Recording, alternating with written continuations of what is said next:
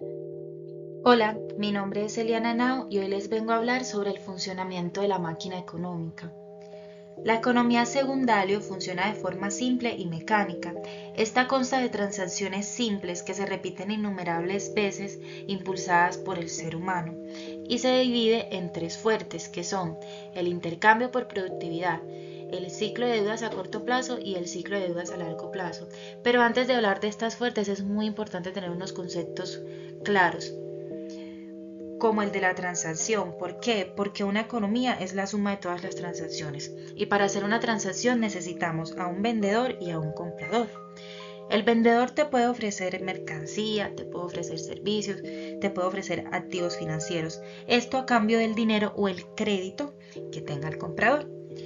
El crédito se gasta de la misma manera que el dinero, por eso la suma de ambos nos da el gasto total y este se encarga de impulsar a la economía.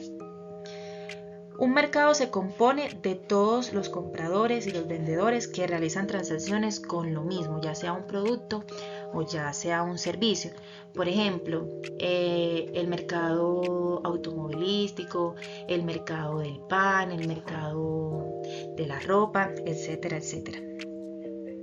La economía consta de todas las transacciones en todos sus mercados, y esto lo hacen empresas, bancos, gobiernos, personas naturales, siendo el gobierno el mayor comprador y vendedor, y este gobierno se divide en dos ramas, que son el gobierno central y el banco central.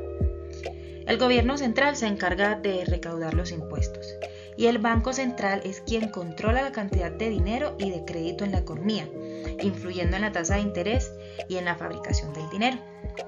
Esto convierte al Banco Central en un factor muy importante en el flujo del crédito. Y esta es la parte más importante de la economía gracias a su influencia en el ciclo de endeudamiento y desendeudamiento que forma parte del funcionamiento de la máquina económica. Ahora sí, hablemos sobre el intercambio por productividad. Para eso necesitamos a un prestador con una necesidad de un dinero y a un prestatario con este valor disponible. El acuerdo entre esos dos genera un crédito que a su vez genera un débito hacia el prestador.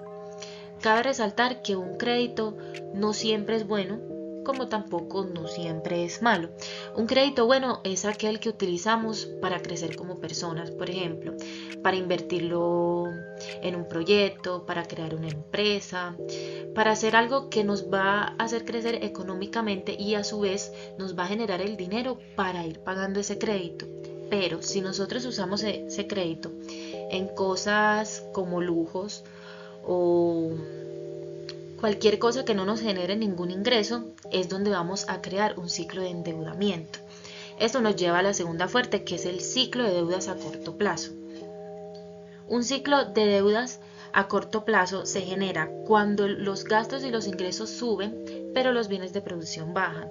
Esto hace que los precios suban a lo que llamamos inflación.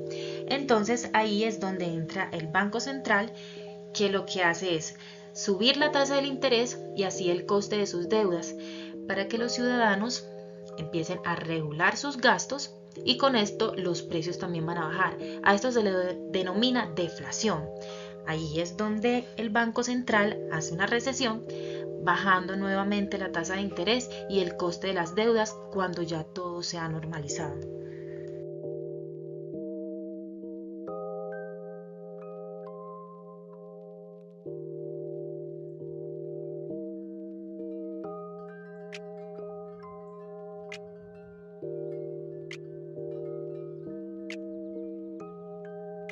Entonces, ¿qué es un ciclo de deudas a largo plazo?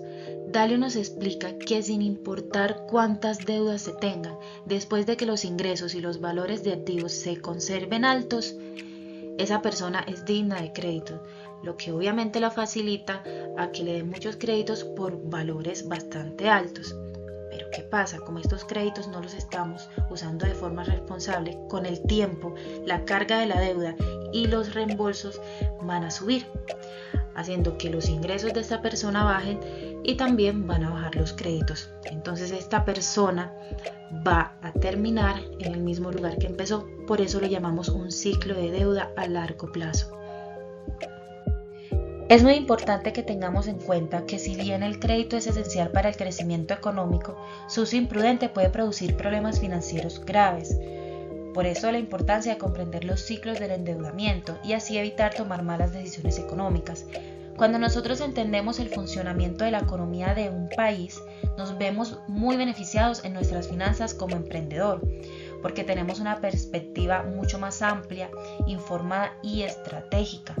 Eso nos permite anticiparnos a cambios en el entorno económico, adaptarnos con mayor facilidad al mercado y optimizar nuestras operaciones comerciales. En conclusión, la comprensión de la economía te brinda las herramientas para mejorar la estabilidad financiera y maximizar las oportunidades de crecimiento. Para esto también necesitamos invertir en nuestra educación financiera continuamente para poder aprovechar oportunidades que pueden surgir en el entorno económico. Espero haber sido muy clara con esta explicación. Muchísimas gracias.